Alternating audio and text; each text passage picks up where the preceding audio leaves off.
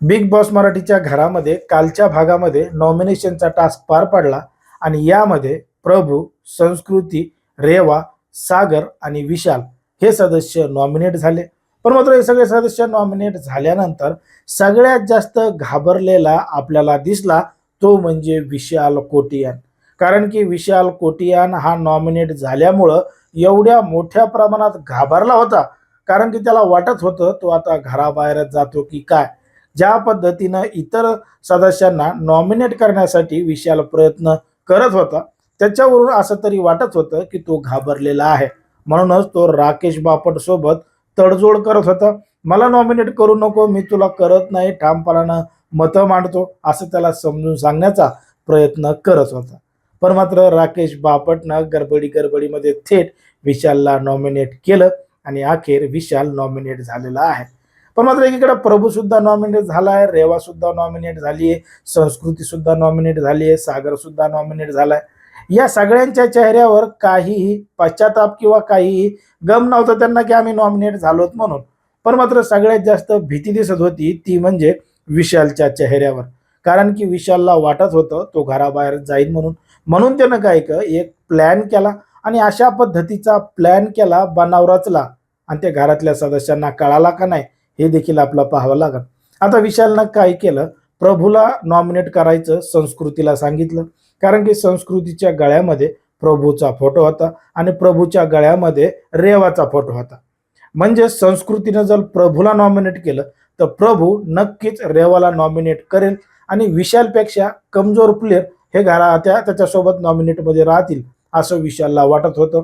आणि तो घडी जाऊन त्या संस्कृतीला सांगत होता की तू त्याचं कशाला ऐकतीये, त्याचा तू काय गेम पाहिलाय, त्याला नॉमिनेट कर, त्याला नॉमिनेट कर, तू पळ, असं तो वारंवार संस्कृतीला सांगत होता. आता संस्कृती वाईल्ड कार्ड म्हणून घरामध्ये आली, स्वतःच्या डोक्याचा वापर करत नाही.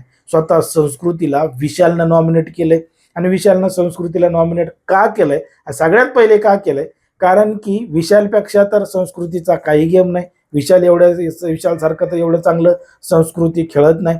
मग नॉमिनेशनच्या टास्कमध्ये, कारण की बिग बॉसनं सांगितलंय की या आठवड्यामध्ये एकापेक्षा मल्टिपल सदस्य हे घराबाहेर जाऊ शकतात.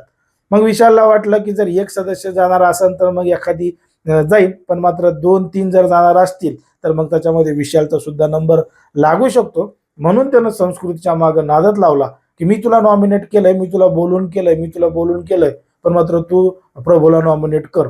मग संस्कृतीनं काही डोक्याचा वापरच केला नाही. विशालनं सांगितलं म्हणून प्रभूला नॉमिनेट केलं आणि प्रभूनं रेवाला नॉमिनेट केलं. मग अशा पद्धतीनं हे प्लेयर तिघही नॉमिनेट एकूण एकाला करून विशालला त्यांनी सेव्ह केलंय असं एकंदरीत आपल्या ठिकाणी वाटतं. कारण की जर बिग बॉसनं एकापेक्षा जास्त सदस्यांचं एलिमिनेट केलं, त्यांना घराबाहेर काढलं, तर त्याच्यामध्ये संस्कृतीचा आणि रेवाचाच नंबर लागू शकतो. कारण की एवढ्या लवकर प्रभू घराबाहेर जाईल असं आपलं वाटत नाही. आणि विशालला सुद्धा काढणार नाहीत, पण उत्तर त्याला घाबरवण्यासाठी, त्याला भीती दाखवण्यासाठी तो काय काय स्ट्रॅटेजी करतो, स्वतःचा खेळ खेळण्यासाठी कशा पद्धतीने दुसऱ्याला घराबाहेर काढण्याचा प्रयत्न करतो, हे आपल्याला त्याच्या गेममधून दिसलेलं आहे. पण मात्र साधा संस्कृतीनं, रेवानं स्वतःच्या डोक्याचा वापर केला नाही. घरातल्या सदस्यांनी ज्या पद्धतीनं सांगितलंय की संस्कृतीचा दिमाग हा गुडघ्यामध्ये, खरंच गुडघ्यामध्ये, जिला तिने नॉमिनेट केलंय त्याला नॉमिनेट करायचं सोडून ती स्वतः नॉमिनेट झाली आणि दुसऱ्याला नॉमिनेट केलं. असा पद्धतीचा खेळ आपला बिग बॉसच्या घरामध्ये दिसलेला आहे. मग आता आजच्या भागामध्ये नेमकं कोण कोण नॉमिनेट होतंय हे पाहावं लागणार आहे आणि घराबाहेर नेमकं कोण जाणार आहे हे सुद्धा आपल्याला शुक्रवारी भाऊच्या धक्क्यावर दिसणार आहे. पण मात्र आता नॉमिनेट झालेल्या सदस्यांपैकी नेमकं घराबाहेर कोण कोण जाऊ शकतं, तुम्हाला काय वाटतं ते तुम्ही अगदी स्पष्टपणे कमेंटमध्ये सांगा.